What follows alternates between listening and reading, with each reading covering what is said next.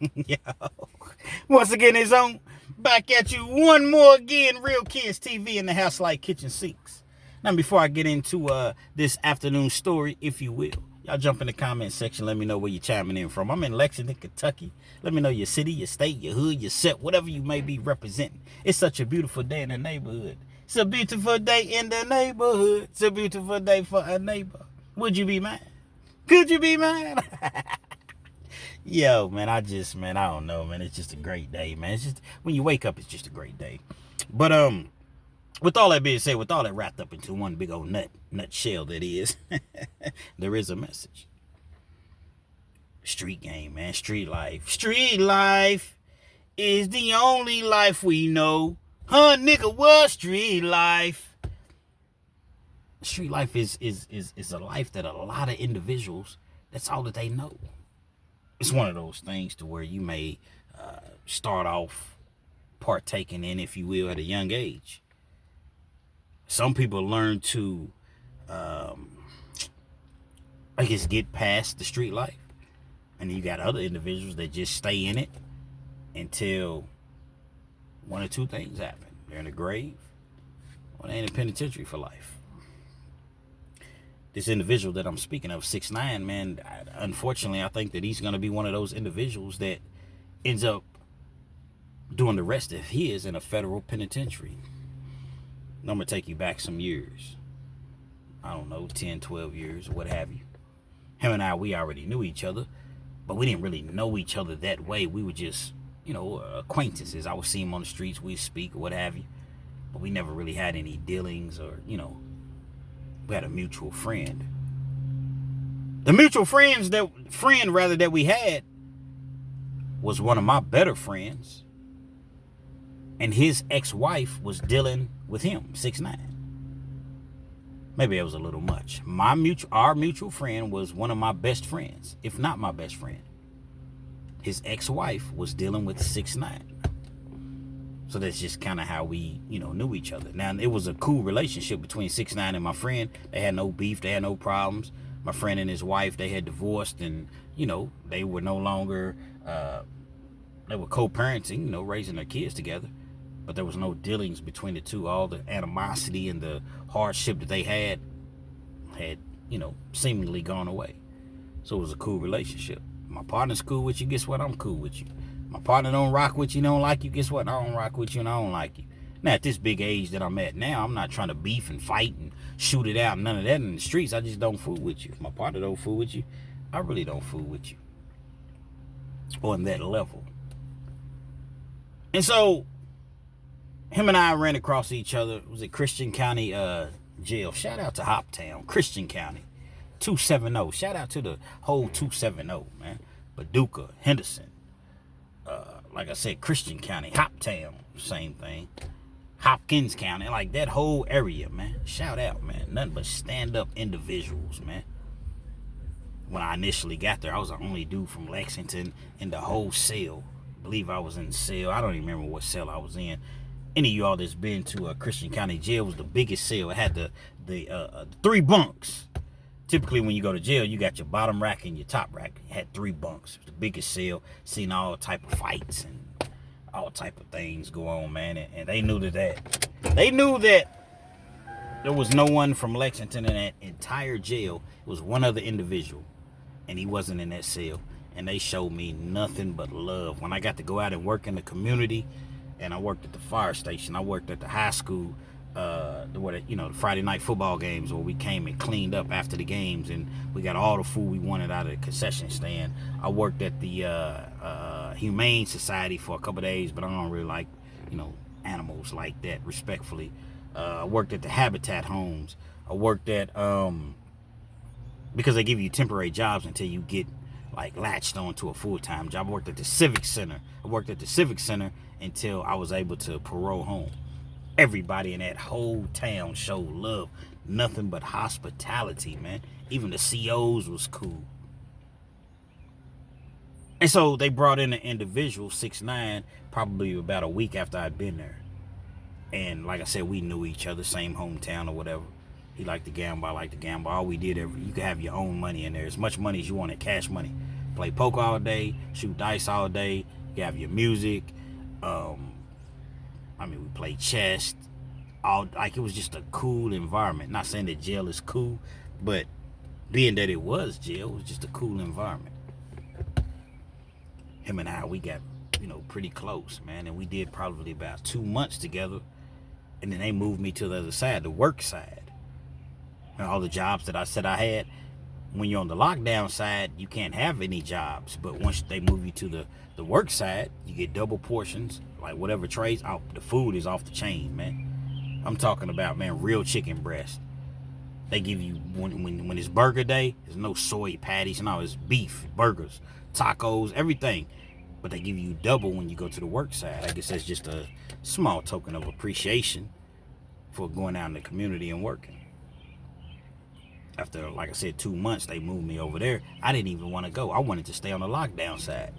But I was about to go up for parole, and a couple people were saying, well, if you refuse to go to the lockdown side, this could affect your parole. So they recommended that I went. I went ahead and went to the lockdown side, the work side, stayed over there for about 2 months, and then I made parole. Nevertheless, 6ix9ine and I, we got really, really tight. You in jail, you in a cell 23 hours out of the day. You get to go out for an hour, if you get to go out for an hour. And all the time, I didn't always go to rec. Sometimes I just wanted to stay in and just hear that silence. You got 60, 70 people in a cell, but everybody's gone to rec. You get to get on the phone. You get to just take a shower in peace and silence. You can just really, really get your thoughts together. I was on my way out the door anyway, so I didn't too much care about rec or anything of that magnitude. I was thinking about them streets, man, the freedom. Gonna fast forward some years. I'm out. 6ix9ine, I think he was like at the beginning of his 10-year sentence. Kentucky, if you got a 10-year sentence, you're not going to do 10 years. If it was violent, you're going to do 8.5. But his was drug related. I think he ended up doing like 3.5, 4 years on the sentence. I'm at the club one night, and I'm finger popping. I'm doing my thing or whatever, and I see him. Now 6ix9ine, they call him 6ix9ine. He's not literally 6'9", but he's close, 6'7", 6'8", about my complexion. He got like the little braid. Well, he had braids or whatever, and kind of got like full lips. I don't want to call him big lips, but skinny dude. I don't know. He probably weighed barely 200 pounds. He seen me. He said, "What's up, dog? What's up, my nigga? What's up, man?" I hadn't seen him in some years or whatever. Like I said, he did 3.5, 4 years, and then I had been home. So he had just came home. So I won't say it was probably, 4 years, since the last time we had seen each other. I'm doing well at that time, man. I'm like, man, come in the bathroom, holler at me because it's loud or whatever, in the club setting. We go in the bathroom. I pull out some money. I got it. I got it. You know what I'm saying? I pull out some money. Crispy $50 bills. I'll never forget. I give him 6 of them. Here you go, my nigga. Welcome home. He was like, man, I'm not even going to ask you, but whatever your hustle is, I need to be in. Cut me in or cut it out. And he always laughed when he talked. You know what I'm saying? Like, man, I ain't doing nothing, man. You know what I'm saying? Just, living life or whatever. So him and I was always cool. From time to time, we call each other, what's up, my dog? We never really hooked up, but, when I randomly see each other out or whatever, it's just one of those type of scenarios, if you will. I guess I somewhat put the carriage before the horse because I didn't even tell you all the plot of the story. Sometimes I get beside myself. Forgive me not. No, actually forgive me. Judge me not. While we were incarcerated, he was telling me a situation in which when he got knocked, he had about $60,000 left. $60,000. He had that $60,000 at a storage unit. Had it tightly tucked away. The money was already, was paid up for like a year. And then he had the money to, continuously make the payments. There's only one individual that knew this money was at the storage unit. That was his girl. His girl was the only individual that knew about this storage unit. He had his old school car. I guess whatever else he had. But he had his 63,000 in his storage unit. That wasn't all the money he had. He had his sister. She kept some of his money. She kept money on his books. His girl had some of the money, but it was nowhere near $60,000. Just enough to send him, $75, $80, $100 a week or whatever. Keep him afloat while he's incarcerated. Y'all rock with me, man. Trusted this woman. Had been dealing with this woman for a while. Remember I said that the woman that he was dealing with was my one of my best friends or what have you, ex-wife. She had been on some scandalous type stuff anyway. The reason that they got divorced, first of all, I'm not going to put all the wholeness, all the blame on her, because he was doing some rotten shit too. He was dealing with another female. She ended up kicking it with one of his friends, based upon the fact that one of his best friends, was telling her everything that he was doing. She ended up finding out the address, went in, kicked the door in or whatever, caught him red-handed with the girl. But at the same time, it was his best friend, one of his best friends, that was giving her all this information. So she wasn't to be trusted anyway. That was the last straw in their relationship, and that's how they ended up getting a divorce. This individual, man, he was kicking it with her or whatever. And she's doing everything that she's supposed to do as far as, holding him down, sending him the money, doing this, doing that, or whatever. One day, he tells her, listen, baby, I need you to go into the, he was trying to get an attorney for an appeal. He thought he had an opportunity to get out early, but the attorney wanted like 5 G's. Well, she didn't have $5,000 of his money. And if she did, it wasn't like he could give her that amount, to give to the attorney, because he still needed money sent in for commissary and, phone calls. Jail's expensive, man. Sister's holding him down. She's holding him down. She tells him, baby, I went to the storage unit and there was no money. I looked where you told me to look, and I didn't see any money. Nah, baby, here, I tell you what, call me, and I'm gonna call you rather, once you have a chance to go back down, and I'm gonna explain to you exactly where it's at. It's right here. I'm telling you, it's there. Next day, she goes down to the storage unit. She's on the phone with him. Baby, I'm telling you, I'm looking exactly where you telling me to look. There's no money here. What you mean there ain't no money there? I got 60-something thousand in there. And he's starting to get, perturbed or whatever. She's acting as though she's turned the whole place up. She's looking for the money. There's no money. What monies?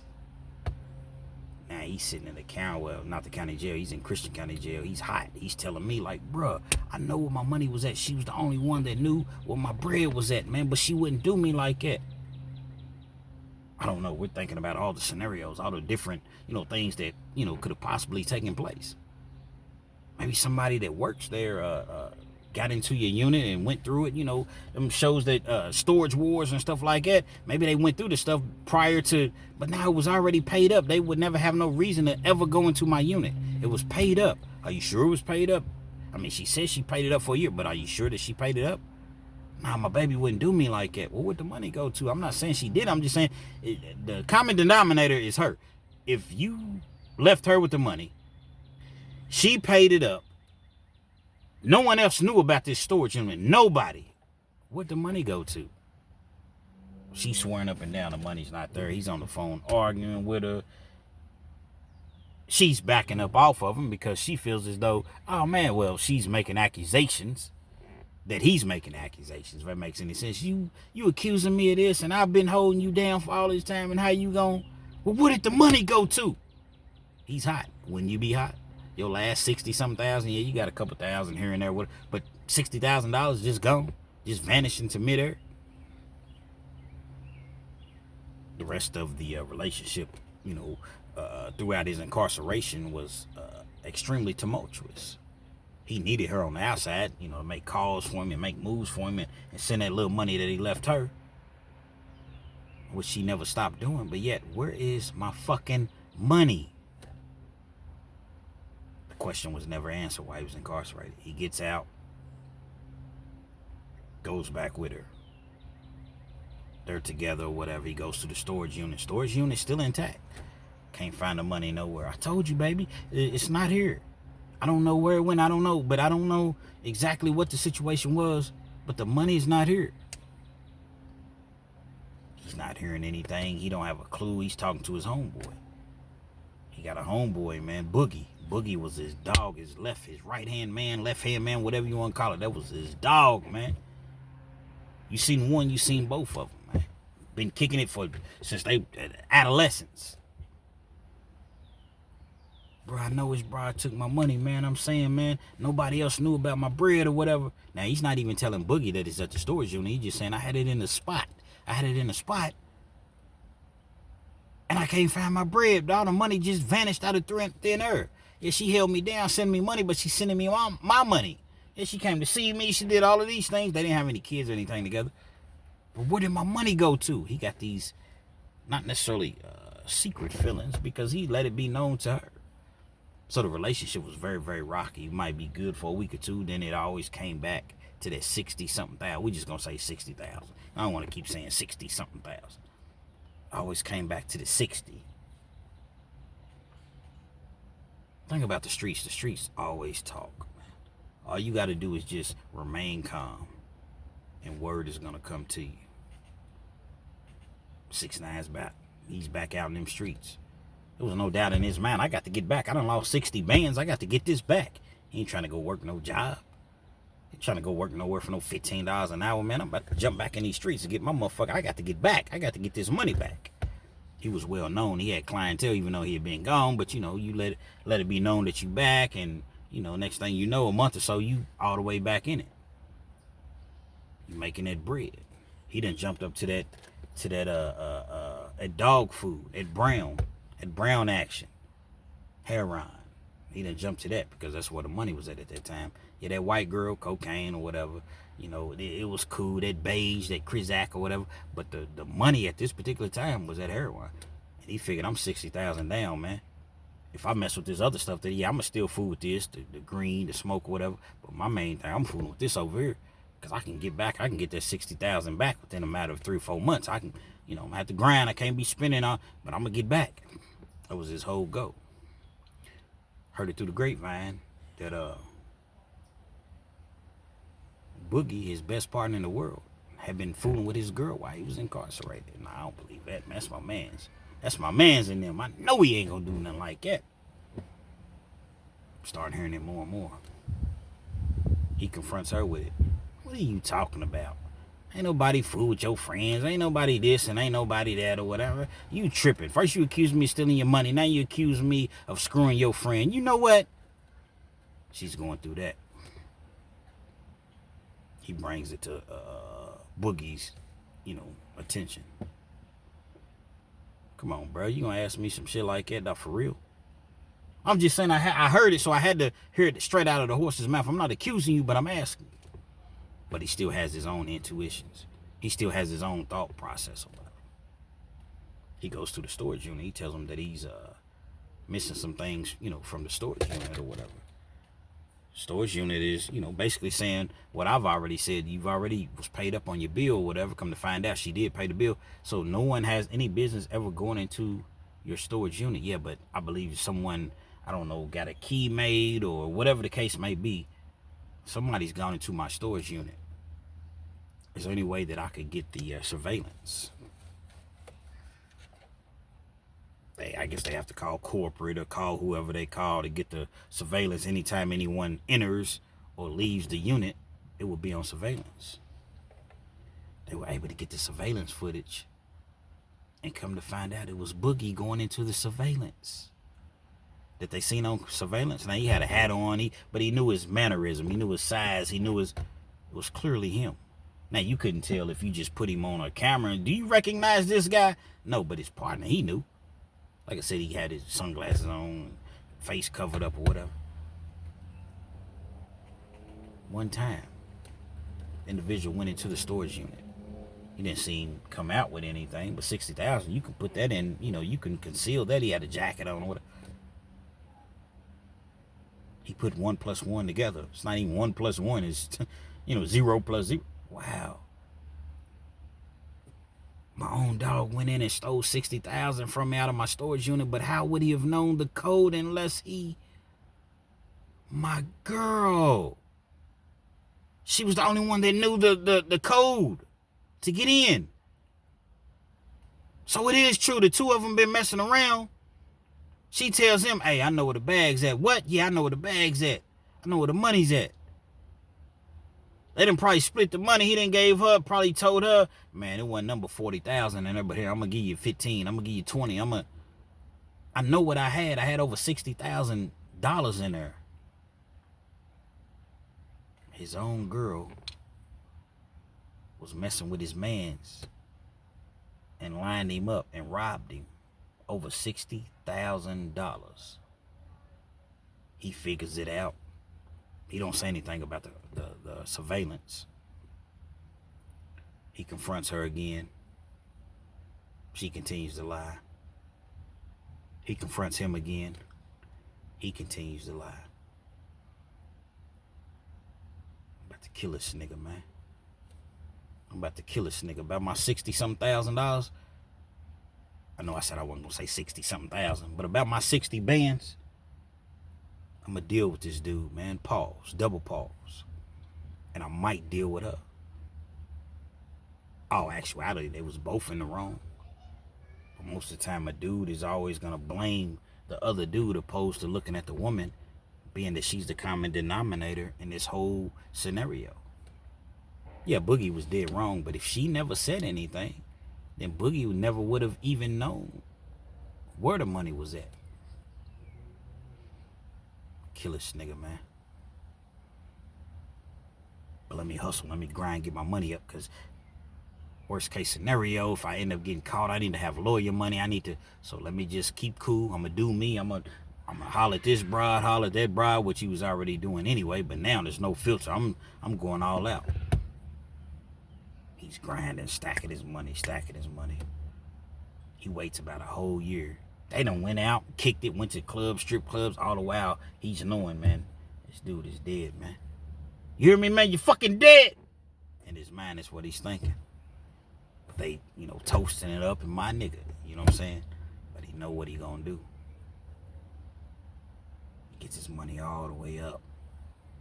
I don't know how much money he had, but I know when I say he told me, man, I'm 6 figures strong. That's what he told me. I'm 6 figures strong. So let's just say he gets his money up to 100,000. And it's time to make my move, man. I'm gonna have dude knocked off. I'm not gonna do it myself. I'm gonna get your block knocked off. Rob me, and you think it's all sweet, and then you hanging with me as though nothing, transpired, nothing, This time when he got his money, he kept it all with his sister, man. He didn't give his girl a dime. She's mad, she's upset or whatever. He ain't giving her nothing. He ain't letting nobody know where his stash is at. You heard me? He's on a plot for hire. He found a little young dude. YN is what they call him, man. He found a young dude or whatever. He gonna knock Boogie off, man. Give you 10,000. I'm gonna give you 5 before you do it, 5 after the fact, man. I want him knocked off, man. The young dude gets the 5, and he don't even go through with it. Basically, he takes his 5,000 and runs. See, 6ix9ine wasn't no gangster. Yeah, he was in the streets, but he was a laid back money. He liked the ladies, which we all do. But I'm saying he liked the ladies. He got the money, but he was far from street. He wasn't really no street dude. So I guess the young dude had second thoughts, or maybe it was a plot all along. He got the 5 and just he was like, man, I ain't doing it. Whatever the case may be. 6ix9ine's not gonna do it himself. He don't really got the guts to do it himself. So I guess he's looking for another hitman or whatever. He's not really trying to let it go. But all the while, you still with old girl. That's what I didn't understand. You still with old girl. You saying you doing you. You saying that you got other females, but you madly in love with her. But you trying to get your man's, dude that you thought was your man's, you trying to get his block knocked off. His TV turned off. Son Campbell say. I'm gonna wait till the time is right. I'm gonna line this nigga up, man. He's grinding. Out of the clear blue, He gets pulled over one day. He like to drink. He go to the club, man. He's gonna get ripped. You heard me? Like, he gonna get, like, just sloppy drunk. But yet he thinks he can drive. Nah, I'm good. I'm like, come on, my dog, 6'9". Nah, man, I'm telling you, bro, I'm good, man. Why you tripping on me, bro? It's like, why you tripping on me, bro? It's not that nobody's tripping on you, bro. It's just that you probably don't need to be driving right now. I'm good, man. I'm good. Gets pulled over one night. He forget he got some work on him. He got some action on him. But it's not even a large amount. But what the major problem was, they find that heat. They find that chopper on him in the trunk. That wasn't really a chopper, but they find that pistol on him. A pistola. That's what they call it. Pistola on him in the trunk. Don't even know why he had that. He don't really have beef like that. But I guess when you're in the game, you always want to protect yourself. But it's in the trunk, or they find it. He gets arrested. Take him to the county jail. We in a Commonwealth state. We don't have a 10% automatic 10% or bail bondsman. Trafficking is $50,000. So it means your bond is $50,000. Other states, if your bond is $50,000, it's automatically 10% into $5,000. You get out, or you go to bail bond. Not here in Kentucky. Bond's $50,000. He sits in there for. He had the 50, but he can't come down there with 50 or have somebody come down there with $50,000.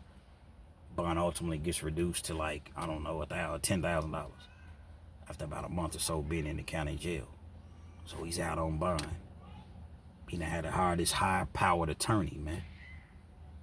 Attorney wants $25,000, but that ain't nothing here. From about my freedom, I give you whatever I got about my freedom. He gives the attorney 25 G's. Like I said, he did about a month in the county jail. He's out. Got the attorney 25, got out on a $10,000 bond. Lost some money because that night he got pulled over, he had some thousands on him. Then the work that they found on him, which wasn't a significant amount, probably total $5,000 between the cash and the work that they found on him, the gun or whatever. He's trying to get his girl to take the gun charge. If you take the gun, you say, I was driving the car or whatever, and I forgot that I had my gun. That's the reason that it was in the trunk. She wasn't trying to hear it. See, if she takes the charge, it's just a fine to her because she wasn't a felon.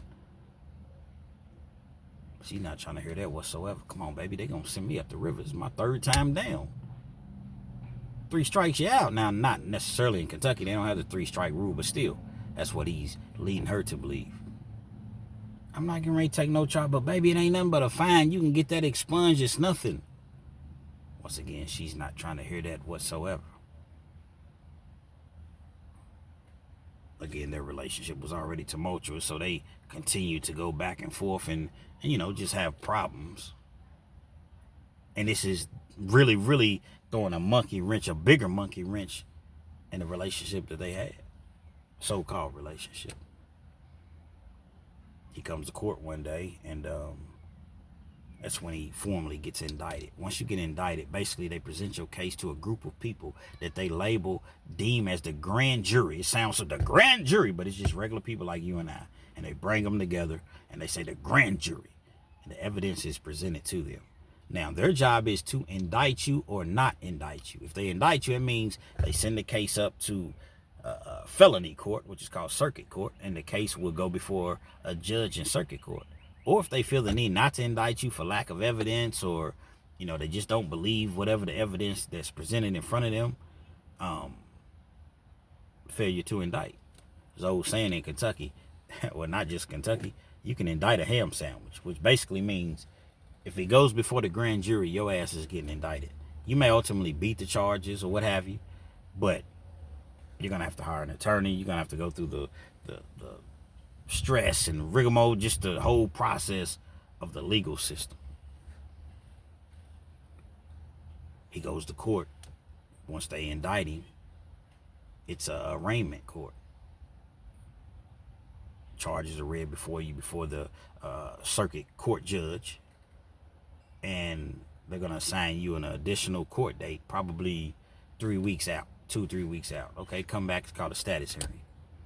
He comes back, I want to say it was about 3 weeks, maybe even a month later, for a status hearing in which he will meet with the prosecution and his attorney. They'll present the evidence to him, and they'll offer him a deal right then and there. It's not going to be the best of deals, but they'll offer him a deal right then and there. He goes to court thinking he's going to walk back out. 30 minutes later, state dismisses the case. What? The state dismisses the case. He think he done won something. As soon as he walks out of the courtroom, say his name, Mr. 6'9" or whatever. Read him his charges. Put your hands behind your back. The feds. The feds picked the case up. Automatically, the feds picked the case up. Didn't have an opportunity to make bond or anything because he's in the feds. The individual that he gave $5,000 to knock Boogie off was a federal informant. Anytime you do anything with a federal informant, whether you sell to them, whether you have any illegal business transactions, anytime you proposition them to do something, your charge becomes a federal charge. Feds pick his case up. Conspiracy to commit murder. A couple other charges that they added in. And they picked up the drug charge that he had. That's why they dismissed the case ultimately, because the feds was going to pick the charges up. The drug charges, the gun charge. And hit him with being a career criminal. You get damn near life sentence in the feds just for being a career criminal. Damn near. At the age that he's at, he's in his 50s at the time of this. So a 20-year sentence is damn near essentially a life sentence to a certain extent. Can't take this case to trial. They got evidence. Dude's gonna get on the stands and say, hey, yeah, he was the guy that propositioned me to do this. Got caught clear as day with the gun. Oh, girl ain't trying to take. She's definitely not trying to fool with them feds. Got caught with the drugs. End up having to cop after 33 years. 33 years in the feds at 52. You do 85% of your time in the feds. I know they got the First Step Act now to where you get time off for like classes and things that you complete, but it's only certain charges. With a gun charge in the feds is considered somewhat violent, so I'm not sure if that First Step Act applies to him. So out of 33 years, at the best case scenario, even if he gets credit for some classes that he takes, out of 33 years, he's going to do 17, 18 years. And that's best case scenario. More than likely, out of 33 years, he's going to do about 25. And he's 52 years old, man, at the time, man. Make it make sense, man. Make it make sense. Is it really, really worth it when you really, really look at all of what he lost and what he had to endure? Okay, yeah, he still had his money, that his sister had that was holding for him. By the time he paid attorneys, now I done paid this lawyer 25 G's and my case got dismissed, but now I got to pay another attorney in the feds, which a lot of times the feds will provide you an attorney. Some people, they say, nah, I'm going to get my own attorney. Look at all the money he lost out on. Look at, more importantly than money, his freedom. It's a possibility that we'll never ever see this individual. And I used to see him all the time. Never ever in life see this individual. Come to find out, Boogie and old girl, they live together. They done got together, and you see them out from time to time. They together. And guess who's locked up in the feds, man? You youngsters thinking about that, man. Baby's mama ain't gonna ride for 30 years, 20 years. Your girl ain't gonna ride that long, man. It's a dirty, dirty game. If you doing all of these things for this woman, and then you get locked up, and you gone, guess what?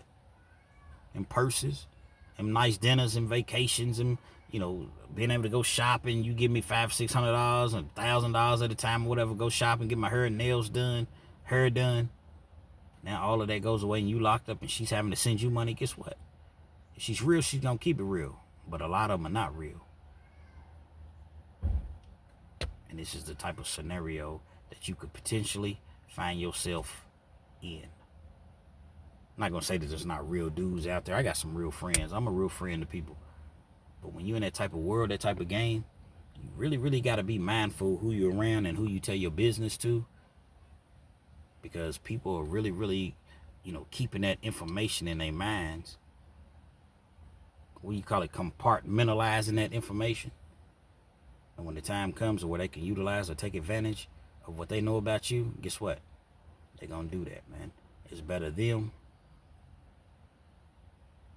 This is how they're thinking. It's better them or it's better you than me. That's how they're thinking. I don't think that way. It's how they think. It's better you than me.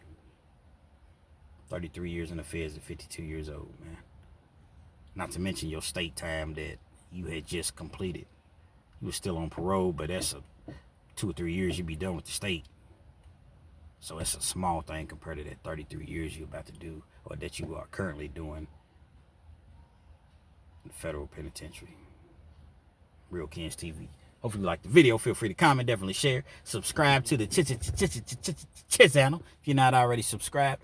Be sure to hit that post notification anytime I bring you this action and this heat. Guess what? You're amongst the first to receive, man. Shout out to my dog 6ix9ine, man. I mean, I really don't know what to say, man. Keep your head high, man. And maybe they'll change the laws, or maybe you can get that First Step Act and get them programs, man. And you know, at 33 years, you come home in about half of that, man, and you have some, you know, chance at life or whatever. You come home, you be in your late 60s, maybe 70, 71, but hey, some life beats no life at all, man. And I sincerely say that. Real Kens TV.